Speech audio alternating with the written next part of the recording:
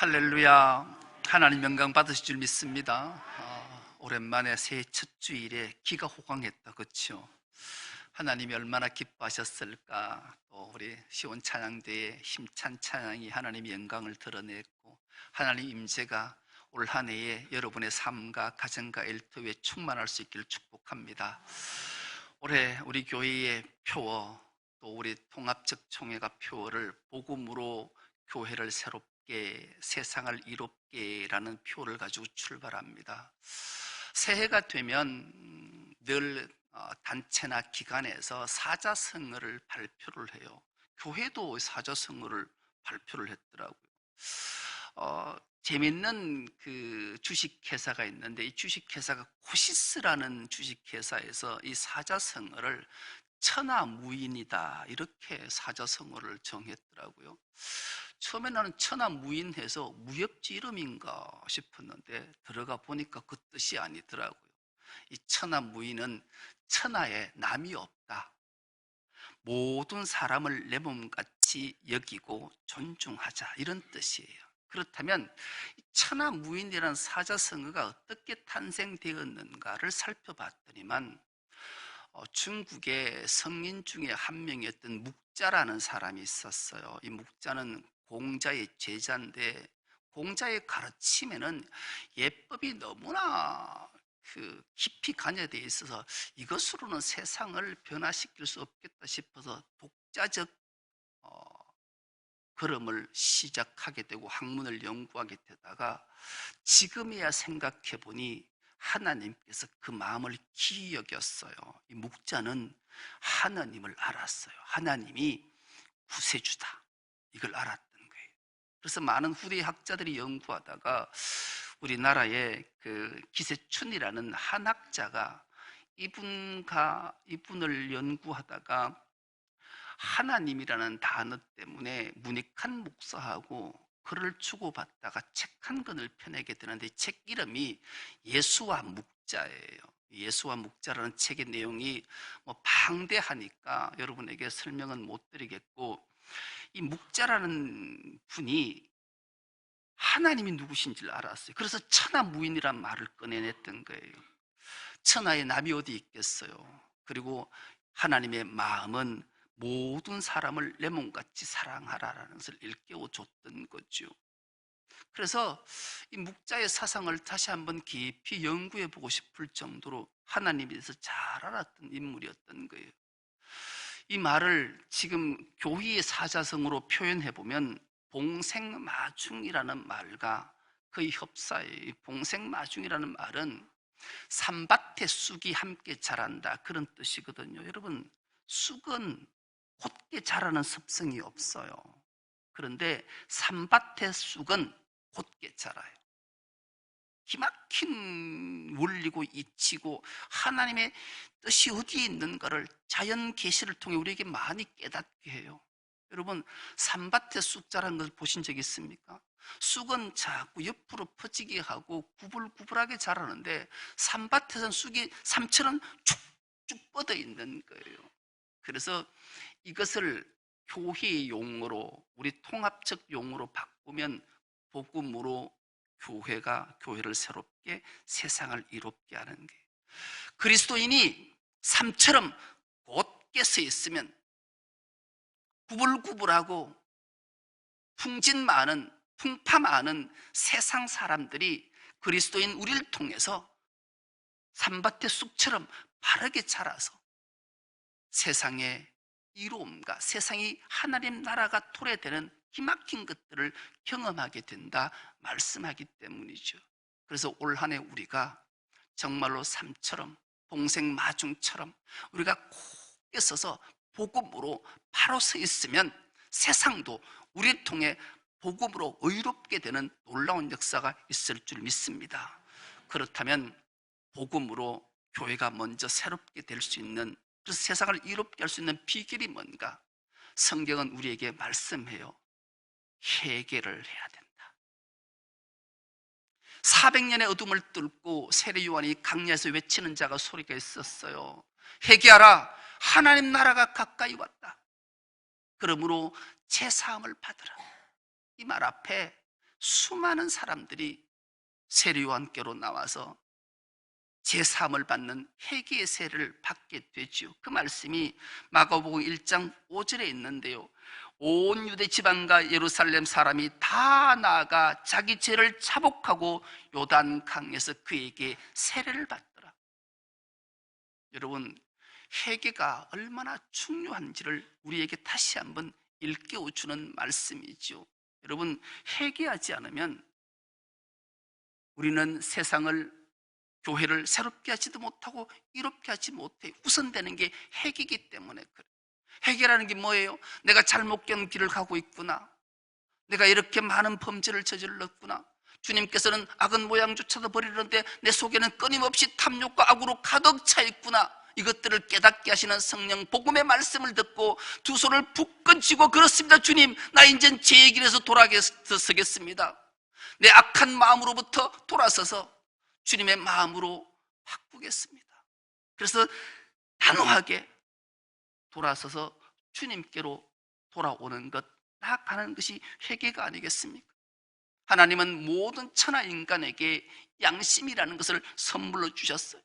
우리가 실수하고 범죄하고 죄악을 저지르면 양심의 가책을 받아요. 양심의 가책을 받으면 자기 죄를 인정하고 깨닫게 되는 거죠. 그것으로 그치는 것이 아니라 구체적인 행동과 삶의 변화를 바로 회개라고 성경은 정의하고 있는 거예요. 예수께서도 이 땅에 오셔서 가장 먼저 선포하신 말씀이 오늘 우리가 함께 읽었던 말씀이잖아요. 이러시되 때가 찼고 하나님의 나라가 가까이 왔으니 회개하고 복음을 믿으라. 주님이 명령하신 거예요.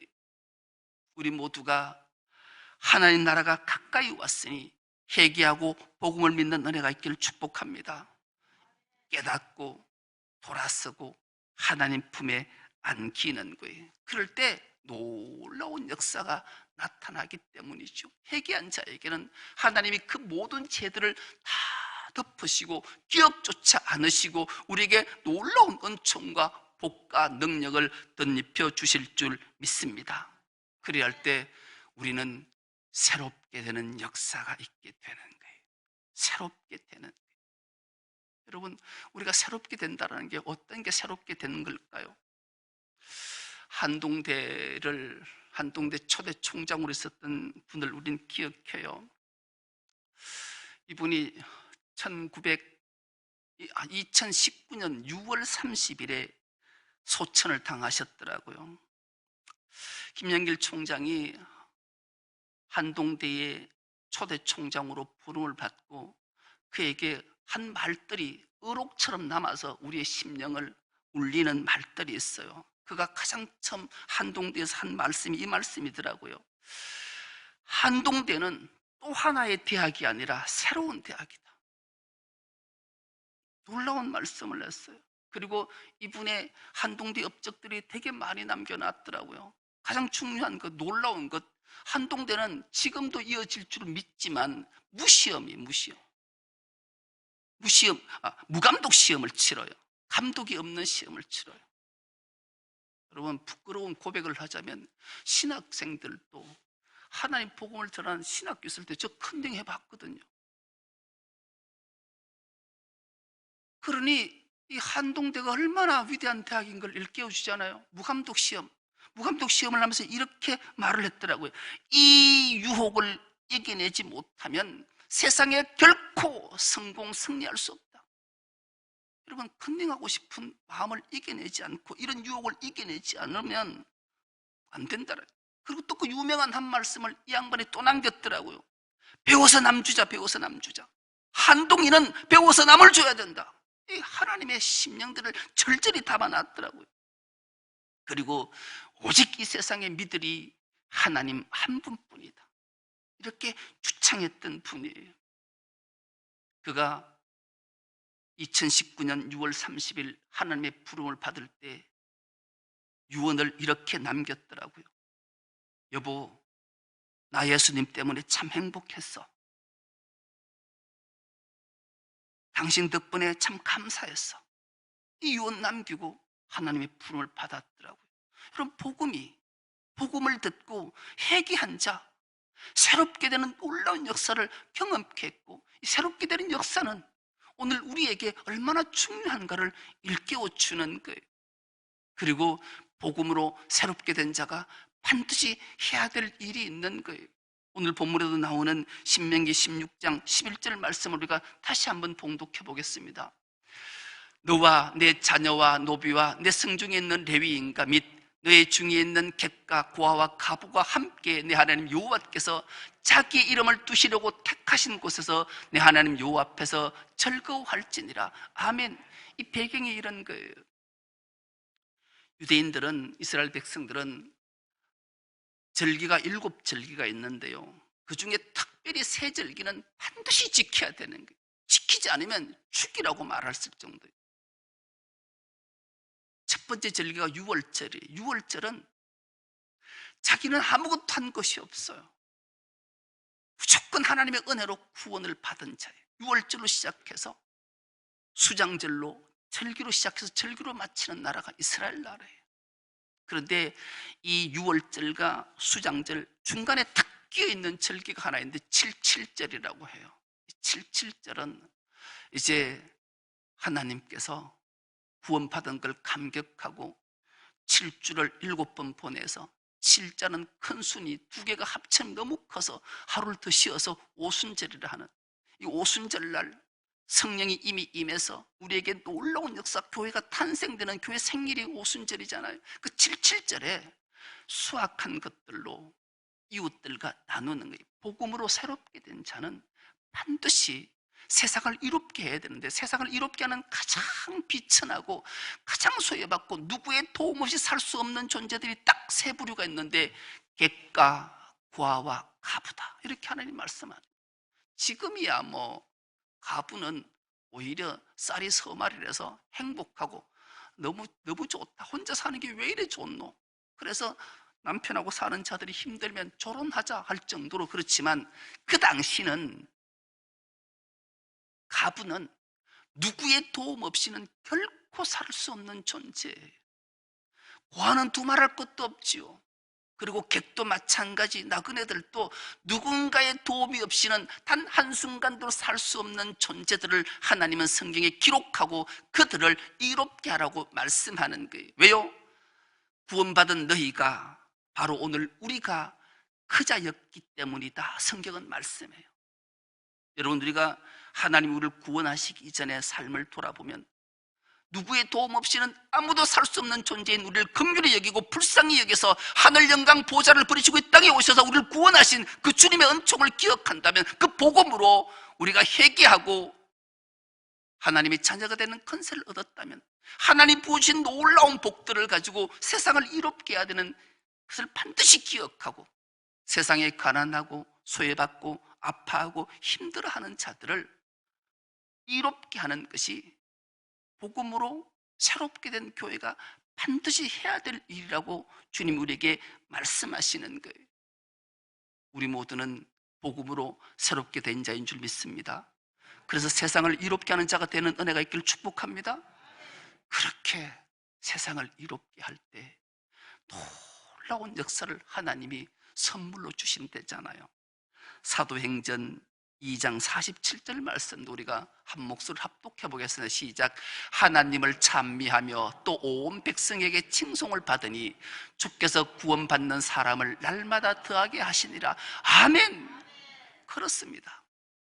복음으로, 복음을 듣고 참 마음으로, 진실한 마음으로 회개해서 하나님 품에 안겨서 새롭게 된 은혜를 입은 우리가 세상을 이롭게 하니 하나님이 우리에게 어떤 선물을 주시는가? 온 세상으로 백성부로 칭송받게 하자. 구원받은 수의 서가 날마다 더해지는 놀라운 역사. 올 2022년도 한 해 우리는 복음으로 새롭게 되어서 참된 회개로 하나님 보신 큰 은혜와 복을 받았기에 세상을 이롭게 함으로 세상의 칭송을 받아서 날마다 구원받은 자의 수가 더해지는 복된 중성로 교회 되는 은혜가 있기를 축복합니다. 여러분, 지금으로 7년 전에 한국 사회는 종교인이 1대1이었대요. 비종교인과. 그러니까 우리나라의 국민 절반은 종교를 갖고 있었대요. 그 중에 가장 많은 종교인은 바로 기독인이었어요. 그런데 7년이 지난 지금은 종교인이 40%밖에 안 되는데 60%가 에이, 종교가 필요 없어. 그거 구원이 뭐 이런 거 내세. 현세만 열심히 잘 살면 돼. 이런 마음으로 비종교인 숫자가 10%가 늘었대요. 다른 말로 하면 지금 세상에는 10명 중 6명이 무종교니 복음을 전하기가 얼마나 좋은 거냐고요. 우리에게는 이런 용어가 맞을지 몰라도 땡 잡은 거예요. 그러니 올해부터 여러분 세상을 향해 담대하게 나가십시오. 우리 교회가 세상을 이롭게 하고 그들에게 복음을 전하면 우리를 통해서 예수 그리스도의 향기와 우리가 전하는 복음을 듣고 주의 품으로 와서 구원받는 수가 날마다 더해질 줄 믿습니다. 이 일에 우리가 도구로 쓰임받는 은혜가 있기를 축복합니다. 기가 막힌 기회를 하나님이 주셨어요. 이게 놓치지면 안 돼요. 그럼 주님 앞에 섰을 때 악하고 게으른 종이라고 책망받아요. 그래서 올 한 해는 두 주먹 불 끈지고 한번 결단했으면 좋겠어요. 복음으로 예수 그리스도로 내가 새롭게 되었으니 주님의 명령을 받아 순종해서 세상을 이롭게 했으니 우리 교회는 배가 되는 은혜가 있을 줄 믿는다, 믿습니다. 이렇게 나가서 복음 전해서 가장 가까운 이로부터 구원받지 못하고 믿지 않는 자들에게 내 모습 한번 봐라. 내 과거 네 잘하지 않냐? 근데 내가 지금 어떻게 사는지 알지 않냐? 내 향기에 안 취했냐? 그래 내 손 잡고 교회 가자. 그래서 예배 한번 드려봐. 하나님이 만세전에 너를 택했어. 네 어머니 복중에 짓기도 전에 성별했는 걸 내가 확신이 있어. 내가 기도해보니 그래. 그래서 복음을 전하게 되면 얼마나 놀라운 역사가 있겠냐. 여러분 복음은 두말할 것도 없이 예수 그리스도예요. 그분이 복음으로 나에게 다가오셔서 나 같은 죄인을 살리시고 구원해 주신 줄 믿습니다. 그분의 복음의 말씀을 듣고 우리는 새롭게 된 자들이에요.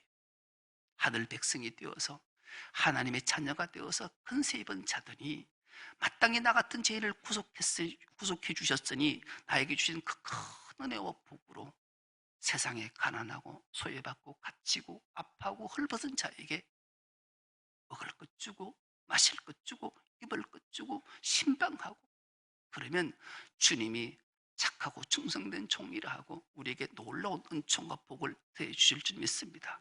그리할 때 자연적으로 세상으로부터 우리 충성록교회는 그 교회 생각해 보니 그 중심에 그 충성록교회 교인들의 중심에는 하나님이 계셔. 그리고 이웃사랑을 내 몸까지 실천하는 게 보여. 그러니 저들이 하나님의 영광을 돌리니 우리도 저들과 함께 하나님의 성호를 찬송해야 되겠다. 그런 마음들을 하나님이 심어주셔서 우리 중섭록교회가 흥왕하고 날마다 기쁨이 보람이 넘치는 복된 교회 되는 은혜가 있기를 간절히 기도합니다. 하나님 아버지 고맙고 감사합니다.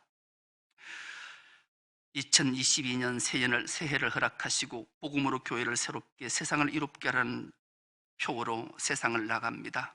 복음이신 주께서 우리를 찾아오셨고 우리를 구원해 주셨고 구속해 주셨기에 감격을 안고 주님 앞에 참 마음으로 회개해 싸우니 우리에게 놀라운 은총과 복으로 덧입혀 주옵시고 우리 교회가 새롭게 되어서 세상을 이롭게 함으로 하나님께서 우리 교회를 날마다 흥왕할 뿐만 아니라 구원받은 자의 수를 날마다 더해지는 놀라운 역사를 경험하는 복된 교회 되게 하여 주옵소서.